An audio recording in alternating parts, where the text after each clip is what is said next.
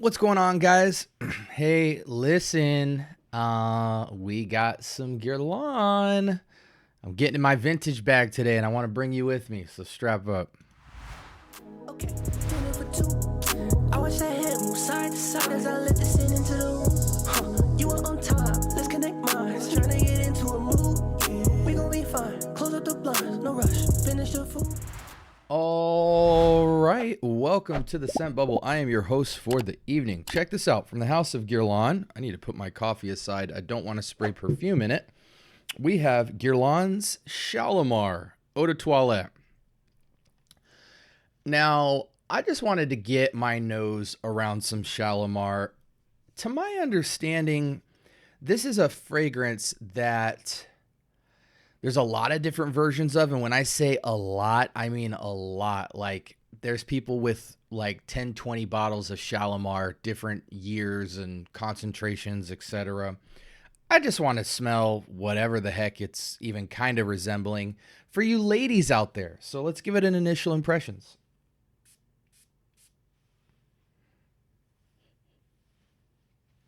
I'm not going to put it on skin. It's a women's fragrance. I do want to do due diligence, ladies. It's a very heavy scent. And I have to do a few reviews today.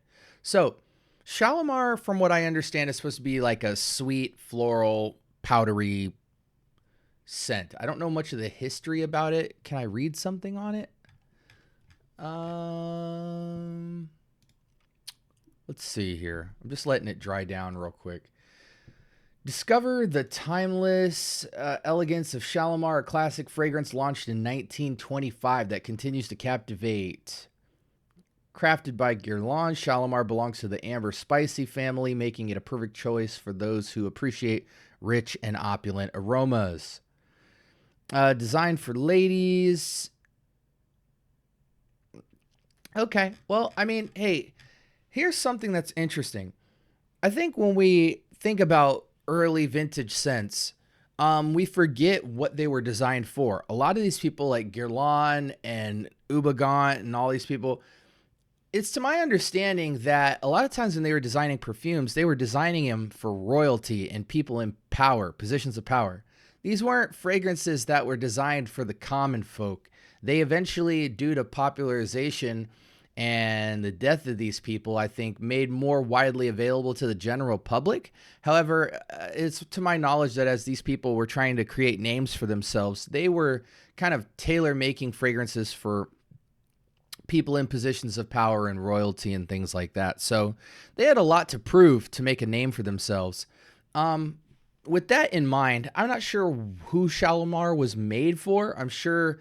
shout outs to Mitra out there. She's a Guerlain fanatic. I'm sure she has some Shalimar sitting on her shelf, if not more than one. Maybe she can inform me later on who this fragrance was designed for. But being that it was in 1925, I'm really interested, especially as an eau de toilette that is made to be a heavier fragrance. We always assume eau de toilettes mean lighter concentration, and that's true. But depending on the notes that you use, for instance with Eros from Versace, you can get 10, 12, or nuclear performance from a eau de toilette concentration. So I get a very musky, powdery, florally sweet, either through pink or white florals kind of touch to this. It's very natural. It's heavy in the lightest way possible. It is nice. It even has a kind of soapy cleanness in the background behind the florals. When you're dealing with linens and soap clean and certain florals, you got to be careful with body chemistry because BO or just body odor in general sometimes can take a fragrance like this and sour it up or stink it up, especially when it comes to like powdery sweetness. So that's mainly what I would be concerned about with this on a woman. But, women typically keep hygiene better than men.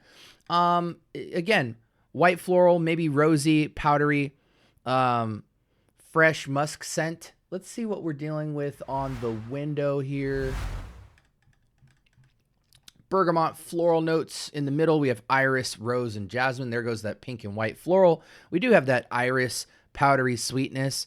And in the base, vanilla and tonka bean. So it looks like as time goes on, you're left with pretty much a vanilla scent.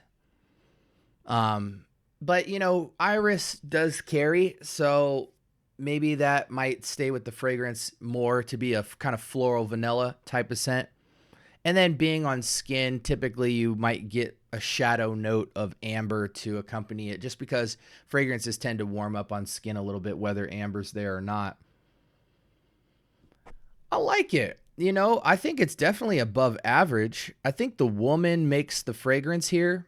Like, I lean towards calling this like an 8 out of 10, but I think certain women could make it feel a lot more lush than it is, you know, in the 9 category. For 1925, this is spectacular. Fall winter scent, cold weather leaning. This is a day and night scent. I think mostly a daytime scent. Just kind of this fresh, seemingly somewhere between heavy and light. You know, it's heavy, but they've freshened it up so much that it's just really nice. What do people say? So moderate to long lasting, which is what I would imagine for an eau de toilette concentration. Yeah, look at all these Shalimars, guys. Just so many different renditions. What do you choose? Yeah, I mean, what else can I say, guys? Fall, winter, you know, women's scent. Not nightlife, day, upscale, casual. I don't think this can go casual. This would be a rich woman's casual, sophisticated woman's casual. Age range for women, I truly feel like it's ambitiously 25 to 30, but typically 30 and up. This is very womanly. It has a cozy comfort to it, yet a fun airiness to it. It's kind of a work and play elegance. This woman is just naturally beautiful, fun to be around, has some prestige to her, been around the block. The more and more the test strip sits here, it kind of does freshen up more, and it does get more close to a skin scent. So I imagine the eau de toilette concentration kind of is like starts off strong with like a 3-foot projection bubble, and then kind of goes down to about a 1-2 foot skin scent. But I imagine off the bat you'd get a lot of sillage to this, and then it's just a fleeting experience. I imagine they have this in eau de parfum concentration, so you can get a little bit more power to something like this. But this is for the person who wants to start moving into an aggressive, robust scent, but still wants that light, airy freshness. This allows you kind of a bridge between the two. For all my ladies that prefer more natural, angelic scents, this is angelic in that it's powdery, it's floral, it's light vanillic. But if you're into scents like that, creeping into this, it would feel like a parfum or eau de parfum or even a straight concentration, but give it some time. It dries down quite nice to this powdery, musky, white, florally type of experience.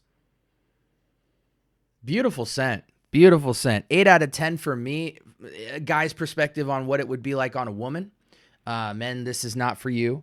But I think certain women could give it some prestige. Occasions, yeah. Upscale, casual. Casual date. Again, fall, winter leaning, but as an eau de toilette, I imagine this would be any season, any reason. I imagine my mom would wear something like this. You know, my mom growing up, I believe she wore like J'adore, and I think J'adore is a powdery scent, if I remember it correctly. I forget. I know it's a heavy scent. Yeah, this is really nice. I do enjoy it. Ladies, definitely get your nose on this. I think this is almost like a rite of passage scent for ladies, you know, women becoming ladies or young ladies becoming women. It's definitely very good. Again, this was a 1925 release. I'm sure the rendition I'm smelling is a little bit more modern, but I got these shout outs to Surrender to Chance. That's the website I got these from. You can get vintage fragrance decants and vintage bottles, and they name them by year. So for instance, with Shalimar, you can get different yeared versions. I forgot which one mine is, but you can have more than one. So if you wanted to try, for instance, Guerlain's Vetiver. You can try earlier renditions. You could try recent renditions in the same concentration. So I don't just mean eau de toilette, eau de parfum, eau de cologne, all that. I also mean it might say eau de toilette 1995, eau de toilette 1980 or something like that. And definitely I got a vintage haul that was very affordable, extremely affordable. And their 1mls do have atomizers, so that's nice as well. Again, this was Guerlain Shalimar Eau de Toilette, the fragrance that was made in 1925 by the Titan perfumer Guerlain. And I really like the scent, certainly above average. Make sure you like, comment, subscribe. More importantly, turn on that notification bell. I do drop episodes all the time. And ladies, I'm seeing the growth on the channel. There's more lady eyeballs watching this channel. And it's not just for shopping for your children, or your husbands or boyfriends. You guys also see that I review a lot of unisex fragrances, but I also want to look out for the women because maybe you want a man's take on female fragrances. I'm sure it doesn't really matter too much, but I'm trying to switch up the content and provide you guys with that type of content as well. So if you're into that, please let me know in the comments section. I always want to be tailoring my content to the needs of the people. And also, as you guys have seen, I've been adding a lot more women on the channel to kind of show people that they are just as much a part of the community as we are. And I'm fascinated by women's stories with fragrance just as much as the guys. So with that being said, I hope you guys have a blessed week. I'm the Scent Bubble. And until next time, peace.